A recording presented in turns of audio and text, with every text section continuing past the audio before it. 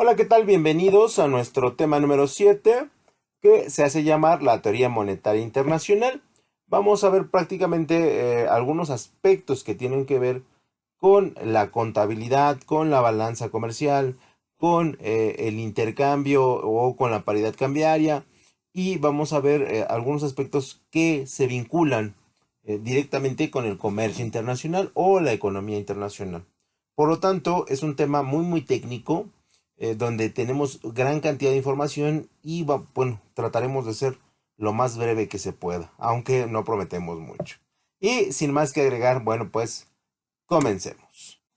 Lo primero que tenemos que ver es la contabilidad nacional, y podemos decir que la definición técnica establece que es un sistema de cuentas que registran todas las actividades económicas realizadas en una economía determinada, presentándola de forma agregada en un tiempo determinado. Básicamente es hacer contabilidad.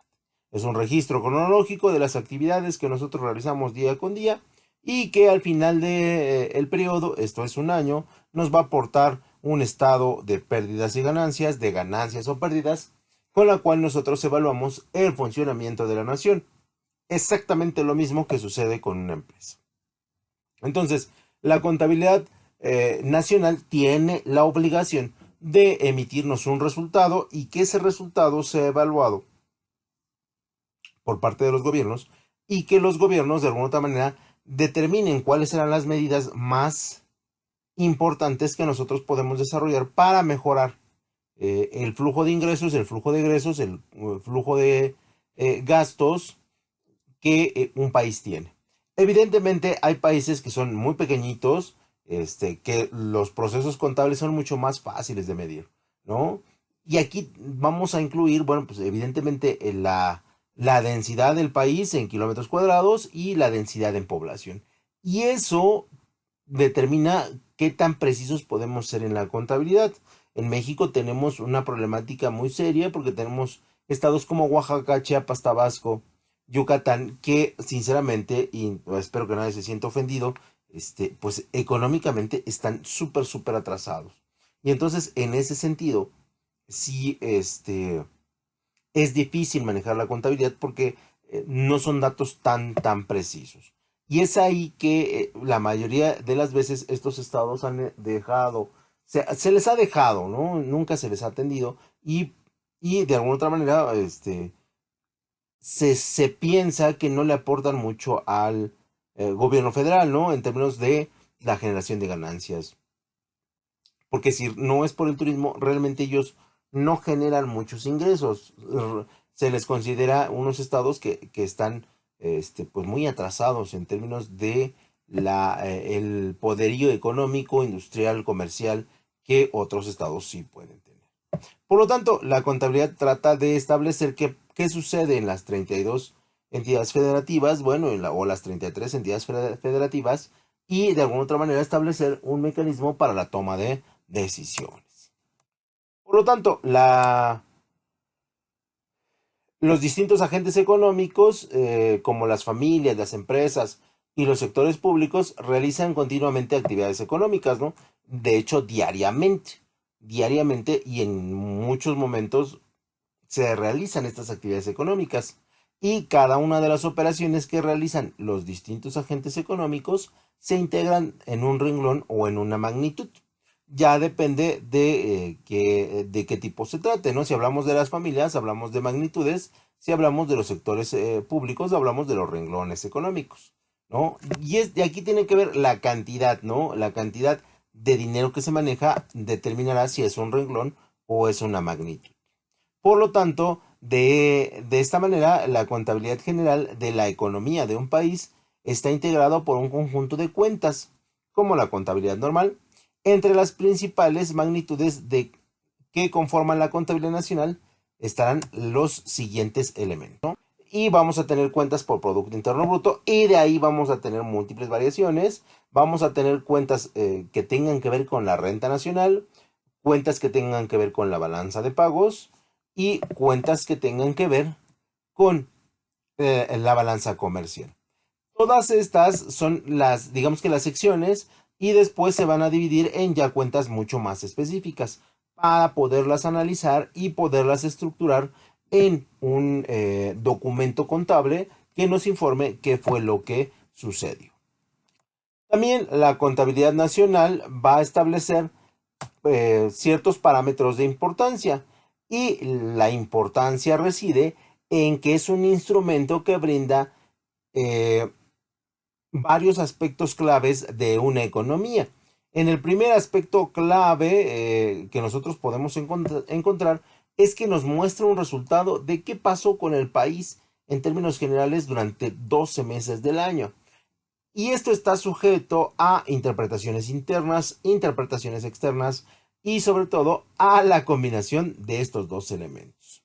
Y en segundo lugar, es un instrumento que permite a quien maneja la economía, ya sea el gobierno federal, ya sea los diferentes sectores económicos, actuar sobre esos aspectos claves de la economía para mejorar o corregir el camino económico, ya sea de toda la nación, ya sea de algunos estados, ya sea de algunos municipios o ya sea de algunas regiones, perdón, muy específicas. Por lo tanto, la contabilidad nacional utiliza mucho de su esfuerzo en determinar cuál es el proceso contable y a qué resultados llegamos, y en segundo lugar busca tomar decisiones para corregir el rumbo del país. Obviamente, en países, repito, tan grandes y tan complejos como el nuestro, nosotros vamos a tener siempre un porcentaje de éxito pues muy cuestionable, ¿no? Porque habrá zonas del país que sean muy bien atendidas y habrá zonas del país que no se atiendan, ¿no? O que no se les considere pues, prácticamente a ningún sector de la economía en dicha región. Y por lo tanto, es difícil considerarlos a todos y es difícil quedar bien con todos, ¿no? Parte de la dinámica de los países que son extremadamente grandes. Por lo tanto, la contabilidad nacional atiende a dos aspectos de vital importancia para el manejo adecuado de las variantes económicas. Primero, va a registrar los datos necesarios que verifiquen, corroboren y evalúen a toda la economía, y los datos obtenidos del proceso contable nos van a permitir tomar decisiones claves de las políticas económicas a los que la administración pues va a atender y les va a dar seguimiento para mejorar las variables que nosotros estamos considerando. En el presente sexenio, uno de los principales factores que se consideraba era el detonante de una mala economía por parte del gobierno federal, era la corrupción. Y entonces la corrupción se convirtió en el proceso que se debería de atender, en el proceso en el que el gobierno federal estaba incurriendo y estaba dejando que los demás participaran, y la fuga de capitales era extremadamente grandes, considerando que esos capitales o ese dinero que maneja el gobierno federal proviene de pues, las personas, ¿no? A través de los impuestos. Y entonces ese fue la punta de lanza sobre cuál se basaron las estructuras y los elementos para determinar una mejor calidad de vida y un mejor desempeño de la economía. Y hasta el momento los datos pueden ser confusos, hasta el momento los datos pueden ser encontrados. Lo cierto es que el presente gobierno viene de circunstancias muy atípicas que pues prácticamente ningún gobierno anterior había tenido, ¿no? Y que eso le da posiblemente el pretexto y le da la justificación perfecta para determinar que se están tomando las medidas correctamente en función de los datos que se tienen establecidos. Y una vez que terminamos lo que es la contabilidad nacional, que no es otra cosa más que un proceso contable a nivel nacional, pasaríamos a la balanza de pagos. Y la balanza de pagos es un documento contable en el cual se registran operaciones comerciales, operaciones de servicio y de movimiento de capitales de un país con el exterior. La balanza de pagos es un indicador macroeconómico que proporciona información sobre la situación económica del país de manera general. Evidentemente porque es un elemento macroeconómico, ¿no? Si fuera un elemento microeconómico, los datos serían más puntuales. Por lo tanto, la estructura de la balanza de pagos estará enfocada en cuatro cuentas principales. La primera cuenta es la cuenta de la balanza por cuenta corriente, donde esta balanza es la más importante, ya que es la que más se utiliza para conocer el estado de la economía de un país. En ella se van a incluir lo que son las importaciones y las exportaciones de bienes y servicios, lo que son el uso de las rentas como elemento económico y lo que son las transferencias, donde las transferencias nos permiten establecer cuál es el movimiento de los capitales y de las inversiones que se manejan en el país, ¿no? Y que esto nos da un seguimiento para determinar cómo está funcionando la inversión extranjera, la inversión nacional y la invitación de los gobiernos a participar en dichas actividades económicas. La segunda cuenta que nosotros tenemos sería la balanza de cuenta de capitales. En ella se registran los movimientos de capitales, por ejemplo, las ayudas que llegan del extranjero o la compra de bienes que no son financieros, ¿no? Y aquí es, bueno, las ayudas que llegan, al país llegan muchas ayudas de diferentes asociaciones, de diferentes países, y pues dependiendo de la situación, llegan muchas donaciones. Y también del extranjero, llegan muchas inversiones en las cuales también hay procesos de compra y venta de bienes y servicios, ¿no? Porque, bueno, los productos nacionales, los servicios nacionales, resulta ser atractivos para muchos países, ¿no? Y entonces sí hay un movimiento constante de estos capitales en función de las actividades económicas que se realizan al interior del país. En la cuenta número 3, donde tendremos la balanza de cuentas financieras, donde ésta recoge los préstamos que pide un país al extranjero y las inversiones o depósitos que los países extranjeros efectúan en el país. Por lo tanto, la balanza de cuentas financieras establece cuáles son las deudas contraídas, ya sea con el Banco Mundial, con el Fondo Monetario Internacional y también los préstamos que nosotros tenemos solicitados a, por ejemplo, los gobiernos de Estados Unidos, los gobiernos de China, los gobiernos de Alemania, y cuál es el interés que nosotros tenemos que pagar y cuándo tenemos que pagar los montos para pues, no causar sanciones al país. Luego, la cuenta número 4 es la cuenta de errores o omisiones, porque bueno, tenemos procesos contables altamente complejos en los que evidentemente va a haber errores, ¿no? Porque se está hablando de todas las operaciones que se generan en el país. Y eso genera que en ocasiones el registro pueda ser confuso, pueda ser inexistente o pueda estar confundido. Y entonces sí debemos establecer un parámetro para hacer los ajustes correspondientes a partir del momento en que lo detectemos. Y estas serían las cuatro cuentas principales de la balanza de pago. No, evidentemente, esto va a ser pregunta de examen. Dentro de la balanza de pagos, nosotros vamos a manejar dos conceptos básicos en cualquier economía, los cuales, bueno, pues estaríamos hablando del superávit, ¿no? Que es el caso en el que el saldo de la economía normalmente es positivo, ¿no? Tenemos en términos generales números negros, o sea, tenemos más exportaciones que importaciones y así generamos superávit, ¿no? Pero por la contraparte vamos a tener el déficit, que en este caso el saldo es negativo, donde tenemos más importaciones que exportaciones.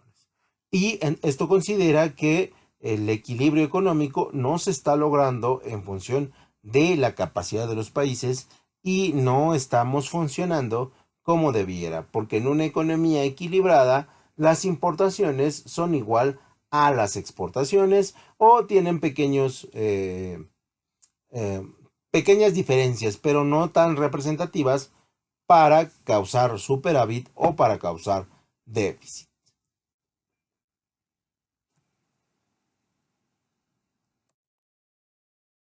¿Por qué es importante la balanza de pagos? Bueno, es importante porque permite analizar las relaciones de un país con el exterior, porque estamos hablando de importaciones y exportaciones. Y normalmente lo hacemos en periodos de 12 meses. De este modo se puede observar cómo una cuenta está relacionada con otra y cómo cada cuenta me arroja un resultado en función de lo que realmente pasó en la economía. La balanza de pagos es una fotografía del momento exacto en que se generaron las importaciones y las exportaciones y puede analizar además su evolución a través del tiempo. ¿Cuánto compramos como país en softwares para computadoras? ¿Cuántos celulares compramos de marcas extranjeras? ¿Cada cuándo renovamos nuestros celulares? ¿Cada cuándo compramos automóviles de super lujo y los traemos de manera importada, ¿no? Sin importar el arancel y el impuesto? ¿Y qué productos normalmente le consumimos a otros países? Y esta información es bien importante porque podemos mejorar la adquisición, podemos mejorar la llegada de productos y podemos mejorar las condiciones en las cuales nosotros los recibimos. Y una vez que dejamos la balanza de pagos, pasaríamos al mercado de divisas. Y la definición básica del mercado de divisas o mercado cambiario se caracteriza por el libre cambio de divisas. ¿Cuáles son las divisas? Las monedas de cada país. ¿Qué quiere decir esto? Bueno, que el objetivo del mercado de divisas es facilitar el comercio internacional y las inversiones, estableciendo una relación entre las monedas para poder ejercer los pagos correspondientes. De lo que es, y creo que nos pasamos una, ¿no? De lo que es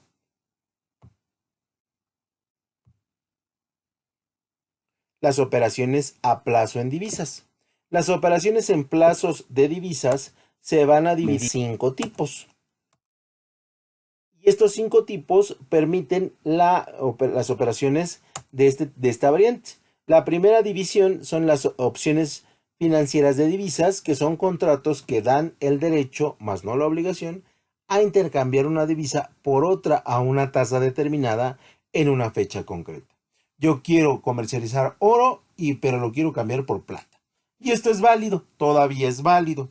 Después, en el número 2, tenemos los futuros de divisas, que también pueden ser dineros, o capitales. Es un intercambio de divisas en una fecha determinada bajo una tasa ya acordada. Yo te voy a comprar una maquinaria el próximo año, pero voy a fijar el dólar en 2033. Y si el año en que lo voy a comprar sube a 27, nada, tú respetas ese contrato porque es un futuro en el cual lo voy a adquirir. En el número 3, los contratos no negociados de divisas, donde generalmente se negocian transterritorialmente, que se liquidan tras la base de distintas monedas, ¿no? Dos países trabajan en un mismo proyecto y en estos dos países liquidan el monto de la transferencia o del negocio en periodos posteriores. En el número 4 tenemos los futuros a plazo, que es un intercambio de divisas por otras a la tasa del día futuro predeterminado. En el número 2 yo te contrato un mercado de divisas o una adquisición de mercancías con la moneda de hace a lo mejor 6 meses y en este no, en este contrato con el valor de las divisas en el momento que se realice la compra. Y en el número 5, el swap de divisas, que es un contrato que se caracteriza por la peculiaridad de la compra y vender una cantidad de divisas y de revender y recomprar las divisas a una tasa determinada en una fecha concreta. El swap de divisas, vamos a adquirir elementos muy peculiares, elementos poco comercializados en el mundo, y vamos a tratar de mejorar el desempeño que tiene ese producto para poder revenderlo en algún otro momento y poderle sacar una ganancia, ¿no? Es, por ejemplo, ahorita lo que estaba muy de moda y que parece que no va a cuajar tanto como el litio, que es fundamental para todas las pilas que se quieren vender en el mundo, pero que ya se están estudiando otras alternativas porque resulta que el litio, pues es un bien preciado y es un bien que no se quiere comercializar o no se quiere explotar, este, de una nación a otra, ¿no? Y entonces, parece ser que, bueno, simplemente es un producto peculiar, pero que no va a tener el resultado que las naciones estaban pretendiendo.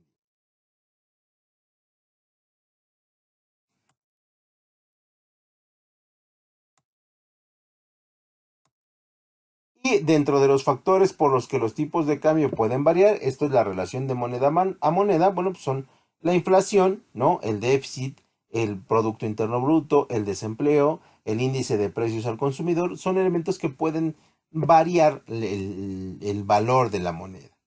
Todo lo que son las políticas monetarias de un país, ¿no? Ejercidas en sexenios para nuestro, porque el periodo presidencial está determinado en esa escala de tiempo, ¿no? Donde, pues a lo mejor los inversionistas consideran que no hay estabilidades monetarias, no hay estabilidades financieras y entonces la vinculación de la moneda se hace más complicada, ¿no? Y estos elementos hacen que la moneda valga más o en su defecto valga menos.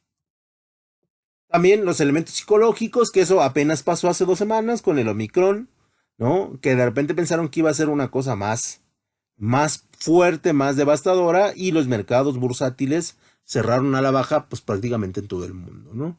Ya se hacen los estudios, se hacen las investigaciones, y resulta ser que es sí de preocupación, pero no algo diferente a lo que estábamos manejando en los otros virus o las otras este, variantes, ¿no? De virus. Entonces, los aspectos psicológicos sí hacen que las paridades cambiaras cambien. De hecho, algún evento político de trascendencia también hace que las paridades cambiarias cambien. Y tenemos el caso, el último caso así realmente de resonancia mundial, que es hace muchos años, que es con la muerte del presidente Kennedy, ahí en Texas, sí hizo que los mercados cambiarios tuvieran caídas muy grandes, ¿no? Porque no se sabía quién lo había mandado a matar y las implicaciones de matar a uno de los hombres más poderosos del planeta.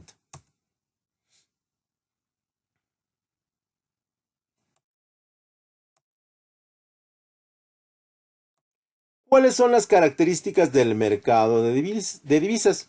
Bueno, la primera característica es que es de gran escala y se reporta un gran número de operaciones de intercambio de moneda alrededor del mundo, configurándose el que es considerado el mayor mercado financiero. Ustedes llegan a otro país y tienen que cambiar sus pesos por la moneda de origen a la llegada, ¿no? Imagínense cuántos vuelos internacionales hay en el mundo. Y por eso es que se considera que es de gran escala. En el punto número 2, la característica 2 es que hay una variedad. Participan muchos países con distintas monedas, con distintas implicaciones de valor de su moneda y hace que haya casas de cambio pues, prácticamente en todo el mundo, ¿no? Si ustedes van al centro van a ver muchas casas de cambio, ¿no? Y si están en el aeropuerto, pues seguramente van a ver más. La tercera característica es que hay una agilidad muy grande, es fácil comunicar la demanda contra la oferta en términos de divisas. Las transacciones se pueden realizar por diversos medios como las ventanillas de los bancos o en función hoy en día a través de las transferencias electrónicas, que esto facilita muchísimo ya el poder gastar el dinero, incluso con los pagos NFC en que traen los celulares, pues es muy fácil, ¿no? Poder establecer los pagos y sin traer de por medio una moneda física, lo que hace que cada vez sean mayores las transferencias electrónicas, ¿no? Y bueno, de alguna otra manera, estas transferencias nos ayudan a mejorar. Y el cuarto elemento, la cuarta característica es la utilidad. Prácticamente cuando salimos del país necesitamos mejorar, perdón, necesitamos intercambiar el dinero y de alguna otra manera el mercado cambiario no lo permite. Y estas son algunas de las características que tiene el mercado para poder desarrollarse. Y eso es parte, la verdad les agradezco su atención, muchachos. Espero que tengan hermosas vacaciones en compañía de su familia y que regresen para 2022 con mucha pila puesta y con los mejores deseos de seguir aprendiendo y estudiando. Por su atención, muchas gracias, muchachos.